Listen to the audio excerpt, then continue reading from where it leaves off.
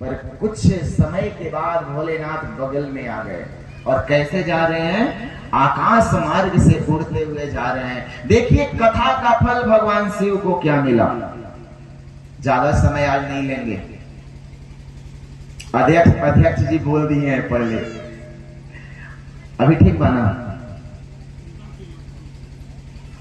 अब तो मौसम ठीक हुआ।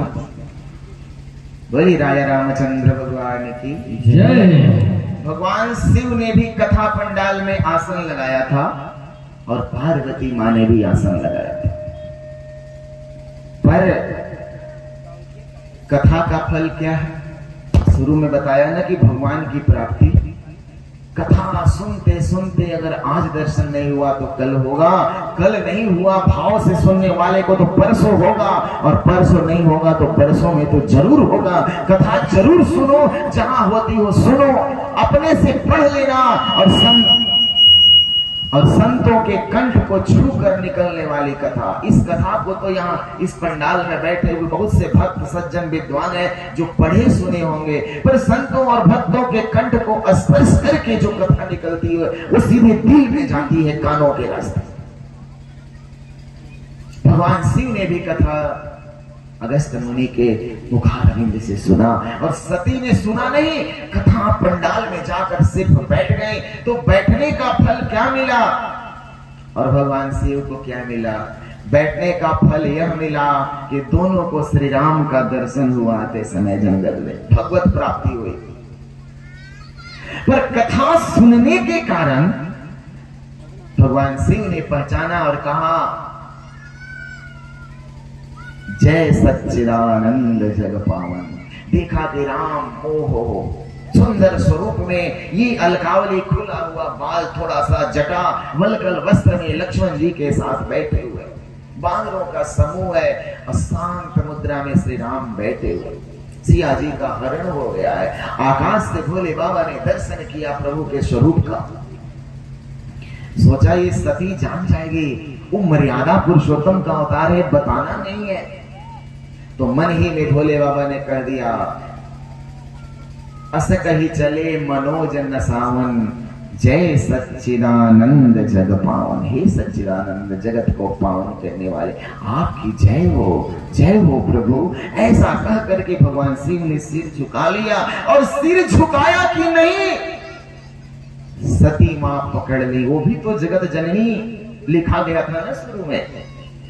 भले अभी दक्ष कुमारी बन गई, और देखो जिस पत्नी का संबंध पति से नहीं दर्शाया जाए, अब पिता से परिचय होने लगे। ससुराल के बारे में जो लड़की बताना भूल जाए, बताए कि मैं इनकी बेटी हूं और मेरा घर यहाँ है, ससुराल का अगर नहीं बताती हो तो समझना कि संबंध में दरार पड़ चुका है, ये तलाक के कगार पर पहुंचा हुआ है।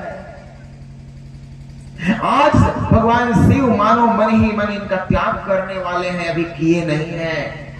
तब तुलसीदास जी पहले ही बता दिए कि संग दक्ष कुमारी, और जैसे ही इन्होंने प्रभु को प्रणाम किए, जय सच्चिदानंद जग पावन आपकी जय, मन ही में प्रणाम कर लिया। पर मन दर्शन के लोभ में है, पर क्या करें, बगल में सती है। तो सती मां ने कहा, किसको प्रणाम किया? हमारी माताओं का स्वभाव है, जिद पकड़ लेनी तो पूरा कर, ना पूरा करवा तो खाना बनेबे ना कर, जा 2 दिन बिना खैले रह, बस सोजिया जेबो, फिर तो बात मनबे करो। खिसिया जा मत, आप लोग ऐसा मत कि हम तो आपके घर के बालक हैं, माता हैं, बहन हैं, बेटियां हैं। हम अपने यहाँ के माताओं को नहीं कर रहे हैं, वो उत्तर प्रदेश के।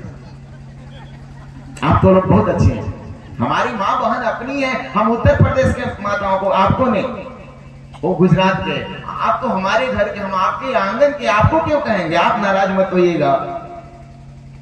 बोलिए राधा रमण सरकार की जय। ऐसे नहीं, जय तो हाथ उठाइए ना, बोलिए सियावर रामचंद्र की जय। हाथ उठाने से समर्पण होता है। सती मां ने कहा, किनको प्रणाम किया? कि विश्वनाथ ममनाथ पुरारी, त्रिभुवन महिमा विदित तुम्हारी। हे विश्वनाथ, मेरे नाथ आप विश्व के मालिक हैं और त्रिभुवन में आपकी महिमा विदित है। आप जरा ये बताइए किसको प्रणाम किए, आपसे बड़ा कौन है? भोले बाबा ने कहा अभी बार बार पूछेगी, बता ही दो। तो भोले बाबा ने कहा ये जगत के पिता हैं, ये मेरे इष्ट देव राम हैं। रमन्ते यस्य योगिनो सह राम। राम है, ये ब्रह्म है तो रो क्यों रहा है? ये रो क्यों रहा है? भगवान भोले बाबा बोले कि बढ़िया फंसा रही है, वहां कथा सुनी होती तो पहचान जाती कि क्यों रो रहे हैं। अरे ये नाटक है, लीला है। बोले कि नाटक कैसे? बताइए इनकी पत्नी का अपहरण हुआ है कि नहीं हुआ? तो हुआ है, तो पत्नी के लिए रो रहे हैं। जो पत्नी के लिए रो, भगवान कैसा है? खोज रहा है, भगवान क्या नहीं जानते हैं? भगवान शिव मन में सोच रहे हैं कि सुनो, रोने पर मुझे एक बात याद आ गई। जब लड़की की विदाई होती है तो उसकी माँ बहुत रोती है। लगता है कि सब कुछ चला गया। पिता भी किनारे जाकर रो लेते हैं। बेटी का विदाई का क्षण बड़ा पत्थर को भी पिघला देता। जो भाई जीवन भर लड़ा है, बहन और भाई में झगड़े हुए हैं, वो भाई आज सबसे ज्यादा। ये बात तो समझ में आती माता पिता और भाई, क्योंकि भाई बहन में झगड़े होते हैं पर उनमें प्रेम भी है बहुत ज्यादा। बेटी जब तक घर में है, जब से आपने कार्ड छपवा दिया ना, जेब में पैसे हो या नहीं हो, पता नहीं कहां से जेब भरा रहता है। चाहे कर्ज का ही हो, खेत बेच करके ही हो, जेब भरा रहता है। और लगता है कितना उत्साह है शरीर में, अकेले सब काम कर देंगे। पंडाल में, टेंट में, बाराती, जनवासा में, दरवाजा पर, जयमाल में, भोजन में, सब जगह घूमते रहते हैं पिता और भाई। और जैसे ही उसकी विदाई होती है टूट कर गिर जाते हैं। अब कुछ नहीं होगा, अब सामान देने वाले, ये टेंट वाले का सामान भी कल ही जाएगा। जेब खाली हो जाता है और पैसे नहीं है, थक कर गिर जाता है। वो लक्ष्मी है। आज तक ये समझ में नहीं आया कि बेटियों का घर कहां है। मायके वाले, नैहर वाले कहते हैं कि बढ़िया से काम से दूसरा घर के बासन बाड़े, और ससुराल जाती है तो वहां के लोग कहते हैं कि कैसना घर की आ गई है, ये मेरे घर की नहीं है, पता नहीं इनका घर कहां है। मुस्काने होठों पे है, आंखों से बहता पानी, हर जुग दोहराते आया नारी तेरी यही कहानी। द्रौपदी एक नारी अपने घर में अपमानित किए जा रही है। अरे दूसरों की बात छोड़ो, उसके परिवार वाले उसके वस्त्र चीर खींच रहे हैं। कौन? अपना देवर। बड़ी भाभी को हमारे भारतीय संस्कृति में अपना मां कहा जाता है, मां के समान देखा जाता है। बड़ी भाभी मां है हमारी भारतीय संस्कृति में। पर ये जब से मोबाइल आया, जब से पाश्चात्य कल्चर आए हमारे यहां, तब से परिपाटी ही बदल गई, संस्कृति भंग हो गया। पर द्वापर तक तो इतना था। उस समय देवर ने द्रौपदी को छुआ, दुशासन ने, जिस समय अपने पति भी नहीं छूते हैं। रजस्वला स्त्री में माताएं 3 दिन अशुद्ध रहती हैं, उस समय दुशासन ने उनके बाल पकड़ करके खींचा और सभा में चीर खींच रहा है। किस परिवार की पुत्र वधू है? ऐसे परिवार की है महाराज, ऐसे परिवार की पुत्र वधू है। एक एक जोधा, गदा, धनुष, भाला लेकर खड़े हो जाए तो इंद्र की धोती ढीली हो जाएगी। ऐसे परिवार की पुत्र वधू है, पर आज अपने घर में नग्न किए जा रही है। इसलिए रामधारी सिंह दिनकर ने लिखा कि मुस्काने होठों पे, मुस्काने होठों पे है, आंखों से छलके पानी, हर जुग दोहराते आया नारी की यही कहानी। ये हमारी आत्मा है, हमारे संस्कृति की माताएं, बहनें, बेटियां धरोहर हैं। इन्हें हमें संभाल कर रखना होगा। ये हमारे खानदान की, हमारे देश की, हमारे समाज की आन बान शान है।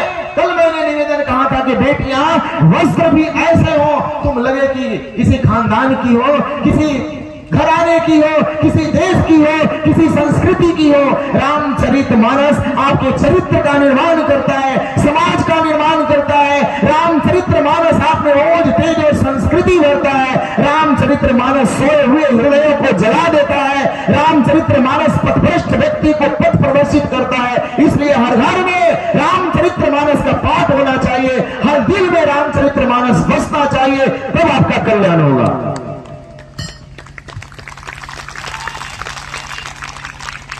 रामचरितमानस अगर नहीं होगा, रामचरितमानस का दुशासन ने अध्ययन किया होता तो अपने घर में द्रौपदी की चीख नहीं खींची जाती। वो द्रौपदी जब सब जगह से थक गई, हार गई, टूट गई, याद रखना जब सब छोड़ देते हैं, जब कोई नहीं आता तो मेरे राम आते। हारे के सहारे श्याम, खाटू श्याम के पास लिखा, चाहे ऐसे भी आप जानते होंगे कि हारे के सहारे श्याम। द्रौपदी ने देखा अब श्याम बचाएगा, ये पल्लू मानो ये पल्लू है, द्रौपदी का आंचल है और 10,000 हाथी का बल रखने वाला दुशासन खींच रहा है। द्रौपदी ने अपने दांतों से पकड़ रखा है आंचल को, यहां से नीचे न चला जाए। पतिव्रता है द्रौपदी। पहले पांचों पांडवों पर देख रही है, पांडव नीचे दास बने हुए सिर झुका ले। भीष्म पितामह, गंगा पुत्र भीष्म, शांतनु पुत्र भीष्म, परशुराम शिष्य भीष्म और बृहस्पति का शिष्य भीष्म प्रतिज्ञा जब करता है तो त्रिभुवन में कोई सामने अपने गुरु को भी दिवस कर दिया। ऐसा योद्धा सिर नीचे कर लिया, जैसा खाओ वन वैसा होगा मन। हम तो दुर्योधन का अन्न खाते हैं ना, हमने सिंहासन की रक्षा की प्रतिज्ञा कर रखी है। तब दृष्टि गई गुरु द्रोण के पास, द्रोणाचार्य सिर नीचे कर लिए। अंगराज कर्ण कोई नहीं, जब सब थक गए तो कुल गुरु कृपाचार्य के पास दृष्टि गई और कृपाचार्य ने, क्योंकि गुरु की शरणागति पथ प्रदर्शित करता है, वो कुल गुरु हैं, उन्होंने एक ही बात कहा, इस समाज में सारे कापुरुष हैं, कायर ही कायर बैठे हुए हैं, द्रौपदी तू हरि की शरण में जा।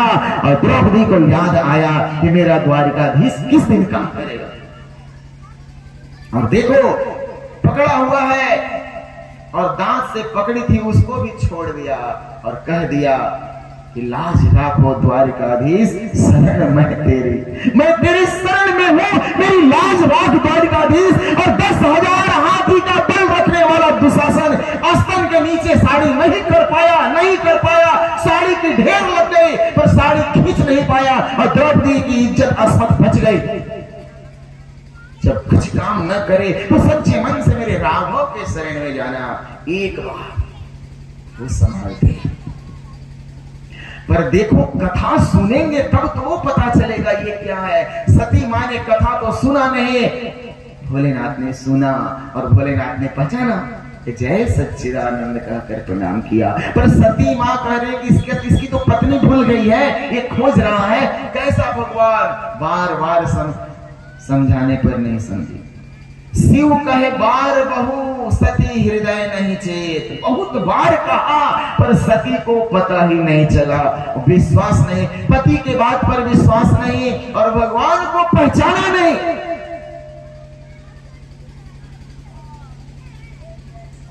तब भोले बाबा ने कह दिया जाओ परीक्षा ले लो। जाकर सीता का रूप धारण कर लिया, अपने इष्ट देवी के स्वरूप में देखकर भगवान शिव ने मन में विचार किया कैलाश आकर। देखो बिना विचार किए कुछ काम करेंगे तो विनाश होगा। देखो जो हो देखो जी पहले कर, कहने वाले को मैं कह रहा हूं कि देखा जाएगा, जो होगा सो तो हो जाएगा, फिर विचार क्या करोगे? समय पर नहीं चुकना है। भोलेनाथ विचार कर रहे हैं कि परम पुनीतन जाई तजी, परम पवित्र है, त्यागी नहीं जा रही है, कोई गलती नहीं की है। अरे परीक्षा लेगी तो रूप बदल कर ही लेगी ना, कोई गलती नहीं है। पर मेरी मां का रूप धारण किया, क्या करूं, त्यागूं नहीं त्यागूं, हाँ या ना? भोलेनाथ आज सबको समाधान देने वाले भगवान शिव स्वयं उलझन में, संकट में, संदेह में पड़े हुए, क्या करूं? तब अंत में एक बात आई कि होई है सोई जो राम रचिराखा, हो वही सोई जो रम रचि राखा, को कर कर बढ़ावहि शाखा, को कर बढ़ावहि शाखा, को कर जो राम लिखे होंगे वही होगा। और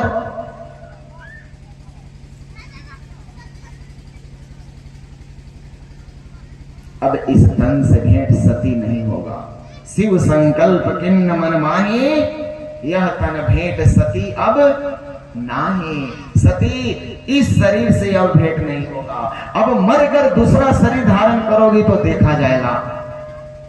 शिक्षा दिया कि भगवान के रास्ते में अपनी परम प्रिया क्यों नहीं हो, अगर भक्ति के मार्ग में बाधक हो तो उसको भी त्याग देना चाहिए। यद्यपि कोटि बैरी सम, त्यागिए उसको, यद्यपि परम स्नेही, उसको त्याग देना चाहिए। कथा का अपमान और संशय में रहने के कारण सती मां को जगत जननी का पद त्याग कर दक्ष की बेटी दक्ष से परिचय प्राप्त करना पड़ा। इसलिए आप लोगों से निवेदन है, समय से कथा में आए, और आए तो कथा में राम के होकर आए, हनुमान का होकर के आए। आइए इन्हीं शब्दों के साथ दो बार भगवान का नाम, फिर आरती। पर घर घर में सीताराम का नाम ऐसे होना चाहिए, सबके मस्तक पर तिलक होना चाहिए। और यज्ञ भर तो अभी नवरात्रि है तो कहना ही नहीं, वो सब तो बंद ही है। बंद है ना, समझ रहे हैं ना आप लोग? दो बंद जिंदगी की बंद है। और वो मांसाहार भी बंद होना चाहिए। और 27 तारीख को पूछे बोलेंगे कि कब तक छोड़ना है, अभी नहीं।